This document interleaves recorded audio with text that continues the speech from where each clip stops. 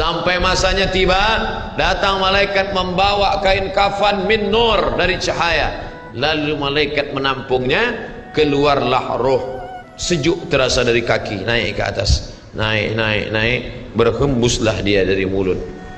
Wa nafakhtu fihi min ruhi, aku hembuskan, aku tiupkan. Dulu waktu masuknya ke tanah, ke daging itu ditiup, maka keluarnya pun juga keluar. Maka mata memandang, ruh keluar. Biji mata memandang, keluar biji mata. Makanya orang yang mati itu matanya terbuka. Makanya yang pertama kita lakukan menengok orang mati adalah memejamkan mata. Allahumma ghfir li abdus samad warfa' darajatahu ma'al ghabirin. Inna lillahi wa inna ilaihi raji'un. Makanya saya jarang-jarang datang bila ada sebut ustaz ada orang meninggal dunia. Sudah lama, baru sejam, nanti saya datang. Sebab apa? Saya takut nak pejamkan mata dia. Agak-agak sudah dipejamkan orang, baru saya datang. Saya datang, udah 3 jam, 4 jam, alhamdulillah saya datang. Belum tutup lagi. Iya. Kenapa? Menunggu Ustaz Somad. Paksalah saya tutup. Allahumma arfir li fulan ibn fulan warfa' darajahum al-ghari. Inna lillahi wa inna ilaihi. Mana istri yang katanya sayang, kaulah bulan, kaulah bintang, setengah nafasku pergi, buah hati belayan jiwa. Ketika roh ada dari jasad, memang betul kata dia sayang, tapi manakala roh keluar dari jasad, dia pun takut menengok mata itu. Dia takut menengok kita. Dia takut jam pukul 2 malam, jam 1 tutup balik. Na'udzubillah. Begitulah kalau kematian sudah tiba. Sampai pada akhirnya dia tutup. Innalillahi wa inna ilaihi raji'un. Selepas itu roh pun keluar, dibawa. Kalau dia baik, roh itu dibawa, dimasukkan ke dalam kain kafan min nur. Hadis riwayat Ahmad bin Hanbal. Lalu dibawa oleh malaikat sampai ke pintu langit. Malaikat bertanya, inikah orang yang amalnya selalu dibawa pagi, dibawa petang? Inikah orang yang amalnya selalu dibawa hari Kamis? Inikah amalnya yang selalu dibawa pada bulan nisfu Sya'ban? Ya, inilah orangnya. Kam min masyhurin fil ardi walam yakun ma'rufan fis sama. Bukan hadis. Berapa banyak orang yang namanya masyhur di bumi, tapi malaikat tak mengenal dia. Tapi berapa banyak orang yang tak masyhur di bumi, tapi malaikat mengenal dia. Mengapa? Karena amalnya pagi dan petang dibawa oleh malaikat. Orang ini mana? Belum datang. Orang ini mana? Belum datang. Orang ini mana? Belum datang. Disambut dia, disambut kedatangannya. Masya Allah, tabarakallah. Mudah-mudahan kita termasuk orang yang disambut oleh malaikat karena amal soleh kita. Maka bila saya datang di satu majlis, malam tadi datang di Shah Alam, orang menyambut ramai. Malam ini datang ke Masjid Muaz bin Jabal, ramai. Esok malam di Terengganu datang, tak tahu entah ramai entah tidak. Ramai. Dalam hati, hai Abdul Somad, apakah malaikat akan menyambut engkau nanti juga dalam keadaan ramai? Kalau engkau ikhlas, iya. Tapi kalau tidak ikhlas, na'udzubillah. Nabi Isra Mi'raj berjumpa dengan orang yang sudah lama mati. Bagaimana rasa kalian mati? Apa kata mereka? Seperti kambing yang dikuliti hidup-hidup, seperti tebasan pedang di tempat yang sama beratus kali, seperti kail mata pancing yang masuk ke dalam kulit yang basah, ditarik, disentapkan sehingga terikut dagingnya sampai keluar. Makanya selalu kita berdoa, Allahumma hawwin alaina fi sakaratil maut, taubatan qabla al maut, taubat sebelum mati, wa rahmatan indal maut, dapat rahmat ketika mati, wa maghfiratan ba'dal maut, mendapatkan ampunan sebelum mati. Allahumma hawwin alaina fi sakaratil maut. Makanya doa selamat itu baca pelan. Baca pelan, renungkan. Ini sekarang banyak orang baca doa selamat cepat-cepat. Maut. Apa maut aja nih? Saya tak pernah menghafaz doa itu pakai kertas, tak pernah. Wa taubatan qabla al-maut, wa rahmatan indal maut, wa maghfiratan, belum pernah. Kenapa Ustaz boleh hafaz? Sebab dulu dibawa oleh ayah, dibawa oleh bunda, dibawa dalam acara tahlil, dibawa dalam kenduri orang mati, dibawa. Tiap hari telinga mendengar Tuan Imam membaca pelan, maka kita ingat. Taubatan qabla al-maut wa rahmatan indal maut. Anak-anak kita ini walaupun mereka lari sana sembang sini, tapi telinga mereka mendengar. Dan anak-anak ini hafaz. Kadang anak hafaz, ibu bapa tak hafaz. Sebab apa? Sebab dia golden age, usia emas. Mereka hebat, mereka kuat ingatannya, menangkap hafazan itu begitu kuat.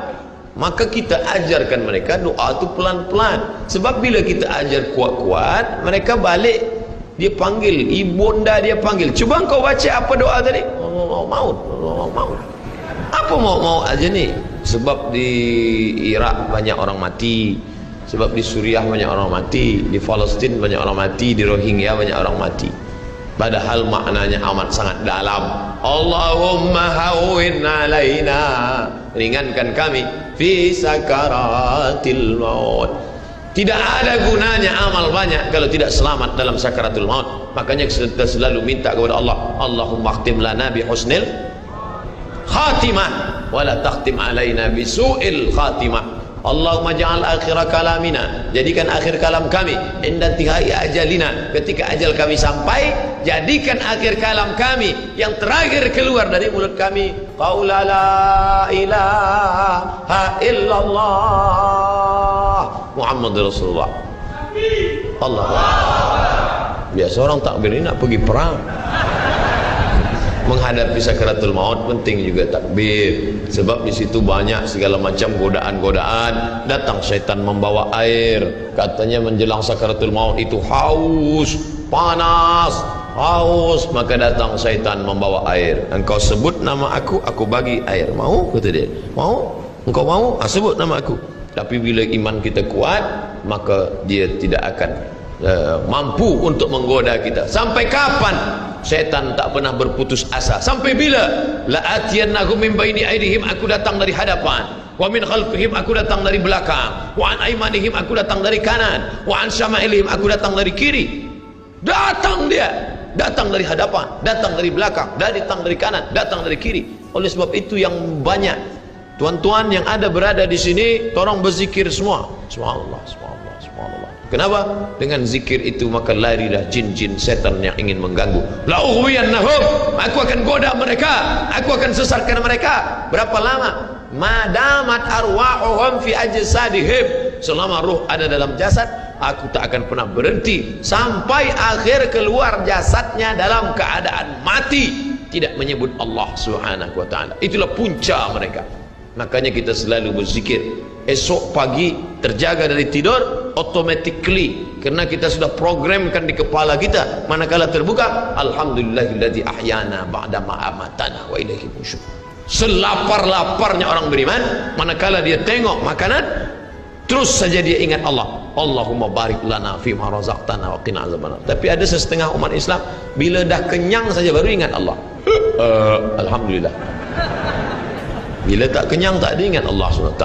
Na'udzubillah. Oleh sebab itu maka inilah hidup yang singkat ini. Bila pernah kita bersedekah, itulah yang akan menolong. Laula akhartani ila ajalin qarib, kalau engkau beri aku umur panjang ya Allah, apa yang akan kulakukan? Fa as-sadaqah, aku akan bersedekah. Wa akum minas salihin, aku ingin beramal saleh. Malam ini tajuknya Masya Allah, ini tazkirah terakhir, ini tazkirah akhir, last, dan tajuknya pun akhir pula. Mudah-mudahan ini tazkirah terakhir, tapi bukan terakhir bagi saya. Andai mati tidak masalah. Allahumma ja'al hayata ziyadatan li fi kulli khair. Kalau engkau takdirkan aku besok masih hidup ya Allah, jadikan hidupku itu ziyadatan li, sebagai amal tambahan. Kalau mati malam ini, Allahumma ja'alil mauta rahatan lana min kulli syarr. Kalau aku mati, maka kematian ini berhenti berbuat dosa. Orang beriman tak pernah sedih. Kalau dia mati, berhenti buat dosa. Kalau bertambah pahala. Andai Abdul Somad esok pagi masih hidup, bertambah pahala, dia akan tazkirah, dia akan bagi pelajaran. Andai Abdul Somad mati malam ini, alhamdulillah, berhenti melihat dosa. Dosa apa? Masuk airport, dosa. Masuk ke plane pesawat terbang, dosa. Dosa apa? Dosa mata. Takkan tak kita tengok? Mata terbuka, takkan kita tutup? Maka orang beriman sentiasa menjaga dirinya Tak pernah dia berkeluh kesah, tak pernah dia mencaci maki. Kenapa aku matikan aku ya Allah? Kenapa umurku pendek ya Allah? Ridha kepada Allah. Itu yang selalu kita katakan, raditu billah rabba wa bil islami dina wa bi Muhammadin nabiyyan wa rasula. Aku ridha. Ada yang lebih hebat daripada haji mabrur, ada yang lebih hebat daripada jihad fisabilillah, ada yang lebih hebat daripada zikir dan baca Quran. Apa dia? Ridha bi qada'illah, ridha menerima keputusan Allah. Makanya banyak lelaki yang ridha manakala meninggal istrinya, datang orang, apa tuan tak menangis? Aku ridha menerima ini, Ustaz. Memang dah lama aku tunggu-tunggu. Oh, ini bukan ridha, ini memang penyakit. Oleh sebab itu maka makna ridha adalah tak berkeluh kesah. Setelah orang masuk ke dalam surga, mendapatkan kenikmatan surga, Allah bertanya, "Madza turidun?" Hai penghuni surga, apa lagi yang kalian inginkan? Apa kata penghuni surga? Ridhaka. Tapi engkau sudah masuk surga, ada yang belum kami dapat. Apa dia? Ridhamu. Yang mendapatkan ridha Allah hanya orang yang ridha menerima keputusan Allah Subhanahu wa taala. Man lam yarda bi qada'i, sesiapa sahaja yang tak ridha menerima takdirku, wa lam yasbir bi bala'i, yang tak sabar menerima ujianku, fal yatlub rabban siwaya, carilah Tuhan selain aku. Hadis ini dhaif. Tapi untuk targhib wa tarhib, untuk berikan semangat beramal, untuk fadail amal boleh dipakai, kerana ia bukan masalah akidah, bukan masalah halal haram.